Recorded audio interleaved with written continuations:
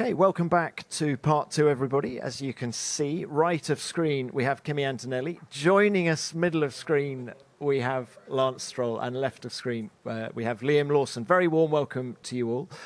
Kimi, you look primed and ready with the microphone, so why don't we start with you? And let's take it back to Monza. You qualified close to George. You finished in the points. And Toto Wolff described your weekend afterwards as underwhelming. What did you make of his comments? Well, I think I pretty understand this comment. You know, me and Toto were always very open to each other, and we talk to each other quite openly. And I think it was mainly about the race. You know, qualifying was actually pretty good. Despite the off in FP2. But then in the race, especially on the hard tire, I struggled a little bit, and also I did the mistake on the start. So I think it was mainly related to the race, which I agree on the comment, which wasn't the best. But as well, I think I took it with positive as fuel to do even better for this race weekend. Well, tell us more about this weekend. What do you need to do here to keep the boss happy? Well, no, first of all, just trying to have clean sessions. In Monza, I went off in FP2 super early on, and I ended up not doing long runs. And I went completely blind into the race, didn't get to feel the car on high fuel at all. And so it was a bit difficult because I had to learn in the moment, and in the hard I just struggled to find my rhythm, so that was not ideal. But of course, the speed in qualifying was much better in Monza, so hopefully we can carry this into this weekend as well. But the main goal is just to have clean sessions and get as many laps as possible in the bag, and then deliver the job in quali and then race. You finished on the podium here in the F2 feature race last year. Is it a track you enjoy driving on? Yeah, it's a tricky track, quite bumpy in some of the brakings, which makes them pretty tricky. But as well, it's a good track. Track brake was quite low last year, so let's see how it's gonna be this year. But it's quite enjoyable. It's tricky, but it's enjoyable to drive. And where are the team's expectations coming into Baku? Do you feel in recent races that you've lost a bit of ground to some of the guys in front of you? Well, for sure, many teams they bring quite a lot of upgrades, which makes our life a bit harder because we're not bringing so much into the car because we're also focusing on next year. So that makes us to how can I say to be even more precise and even more perfect in some way. As a driver, you just need to maximize everything because the gap is so close now that every mistakes you do, it punish you, and in quite a big way. So on my side as well, I need to try to do everything right in order to maximize the result. And about this weekend, it's tough to say because last year actually in the race the pace, I look back at the plot, and the pace was actually pretty okay. So hopefully this weekend will be fast. But this year in those tracks where we were meant to be fast, we were not so fast, and in those tracks where they struggled a bit more the previous year, we were fast this year. So it's gonna be we will see in the moment. Kimi, thanks very much for that. Good luck to you. Lance, let's come to you now.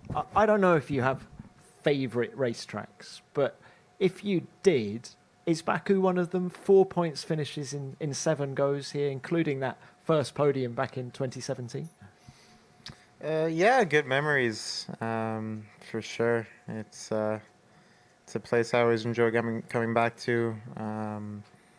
Like Kimi said, it's a challenging track. It has some tricky braking zones. So just finding the limit, in the braking zones is always a challenge coming here.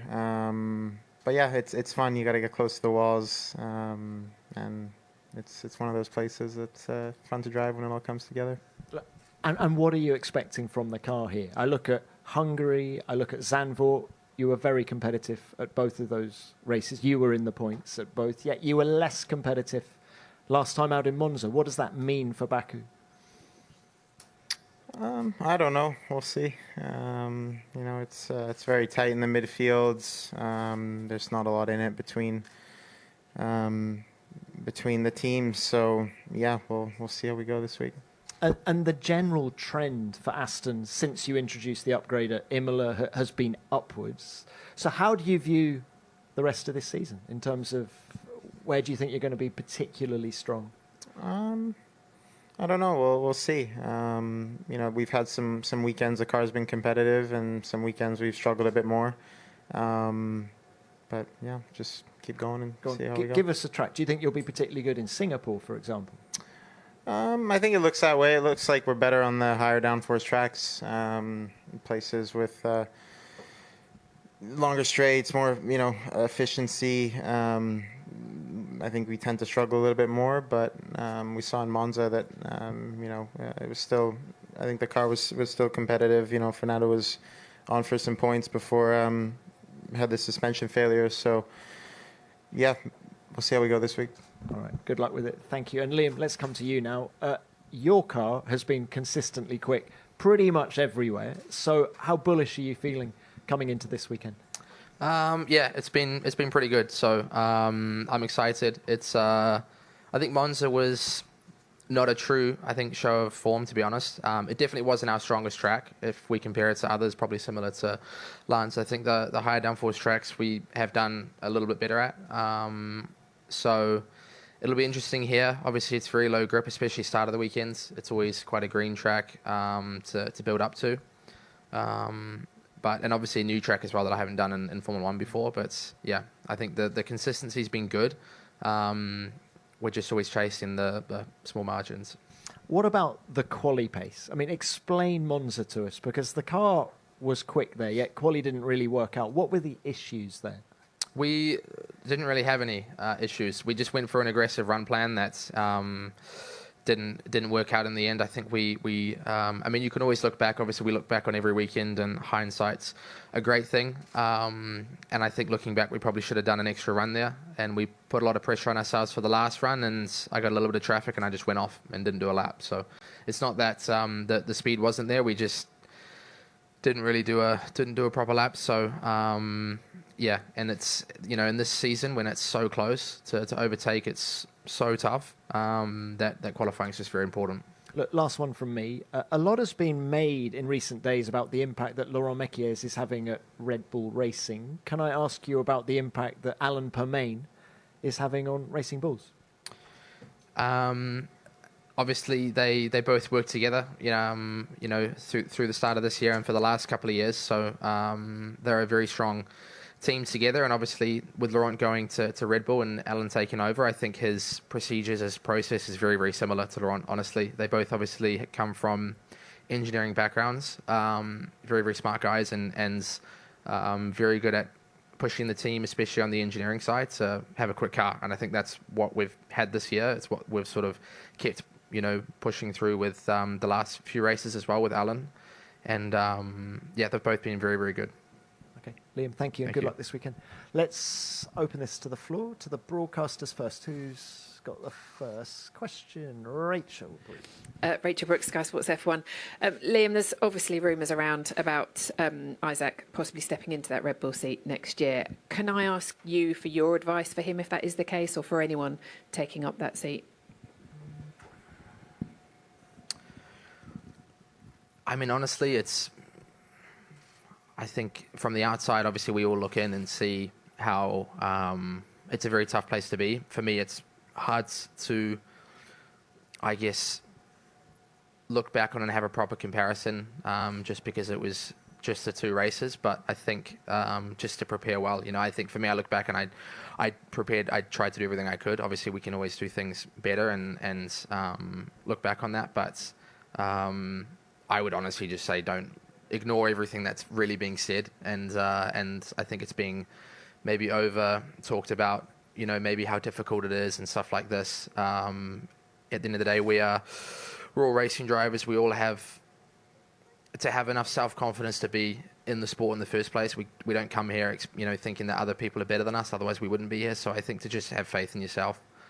He's done a good job this year, and I think he needs to just, if that's the case, just focus on the job and focus on preparing the best he can and not listening to everything that's said about what it's going to be like, because at the end of the day, nobody actually knows, only the guys that have done it.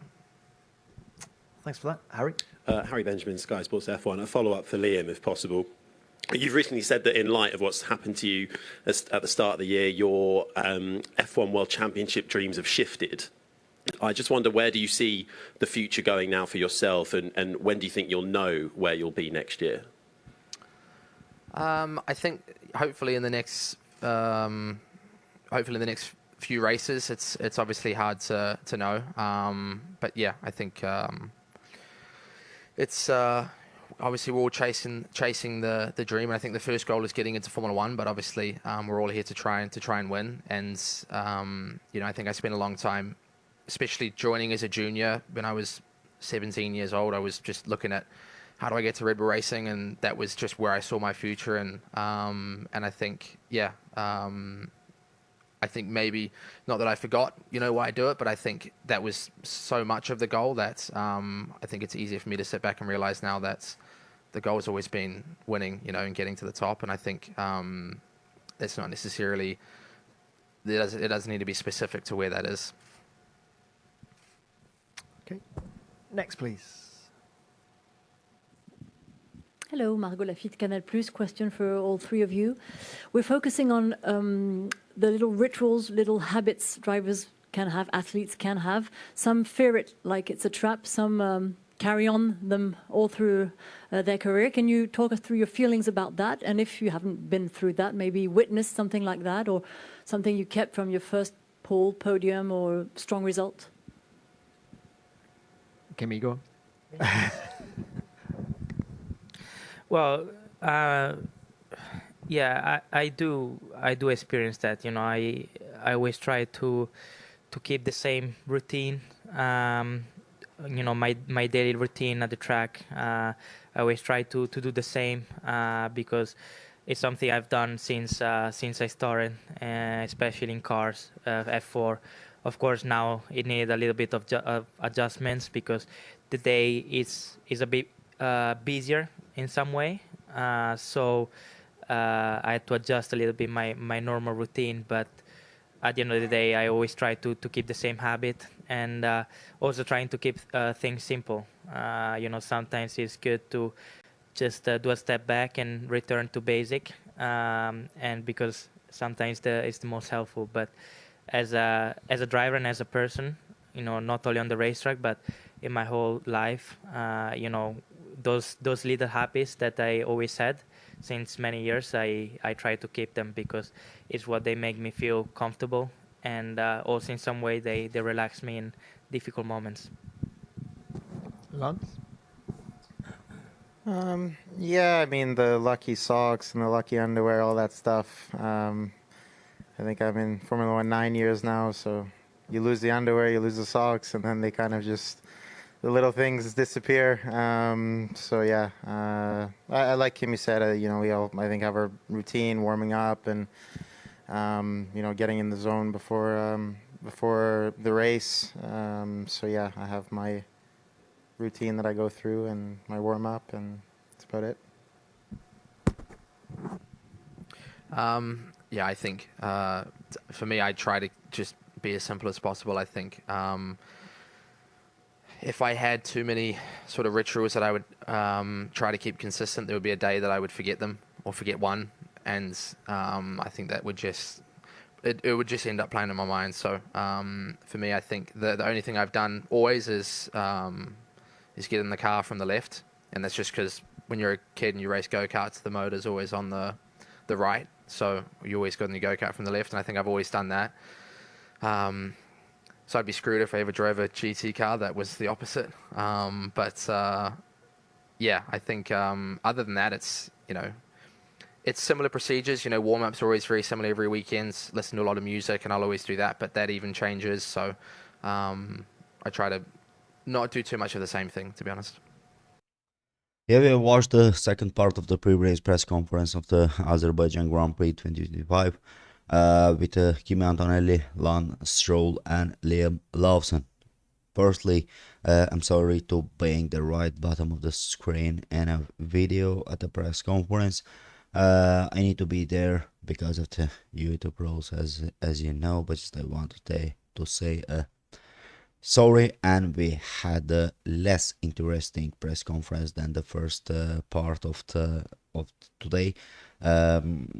We had questions to all drivers, their thoughts about Monza, what happened at the Monza, and of course all of three they said like they need to improve their qualifying to have much better qualifying, and of course like Kimi Antonelli to not to have crash at the practice 1 and 2 because as he said he was totally blind for the long pace of the car. And of course, as you know, I'm not fan of commenting the questions of the other questions of the journalists that they had a press conference, and of course they had the questions what are their expectations for this track. Of course they were nearly the same in an expectation that they want to have the good results. Like Liam Lawson's car is consistently fast on every single track, and of course like his performances for 5 last races, he has good performances. He started to adapt himself to the car and to have good performances. And if he came to the Lance Stroll, of course up and down, he had the same expectations about and of course he had questions about their car and about what he's expecting, of course, on this track. But in my opinion, he's at the Formula One because of his father. And if he came to the Kimi Antonelli, he has experience on this track from the Formula 2, and as he said, we have some turns here that they are bumpy, but of course, and also they are at the break point. That he said that he needs to be a bit much more careful than the Monza to not to have the incident, and of course to have the data that the team needs for the long runs and the other statistic stuff. Before I finish this video, as I was saying, last race week, we are at the test period of a YouTube. Your likes, your hypes, and of course your comments will help us a lot. If you don't want to comment anything about the press conference, just don't forget to comment something, some emoji, some dot, some word. It doesn't matter. Just don't forget to comment absolutely anything about on this video, and of course, as I said, to like it, to hype it, and maybe to share with your friends. And before I finish this video, just as I was announcing, a couple of weeks from the beginning of the next season, with me and with my friends, we are going to do Formula One Sim Racing. We have created our new channel. We had 19 subscribers with your support, but we need a little bit much more subscribers. I wanted to kindly ask to all our viewers, to all our subscribers, to support us, and also on that channel to hit that subscribe button on the other channel. That will make me and my friends really happy. And as I said, from the beginning of the next season, we are going to start Formula One Sim Racing on that channel. And of course, later today we are going to have the pre-race interviews of the drivers one by one. Just don't forget to follow the channel, to like, as I said, to subscribe and to comment it. And of course, the new channels link you can find at the comment section, on the description section, and of course you can find the channel on the card section.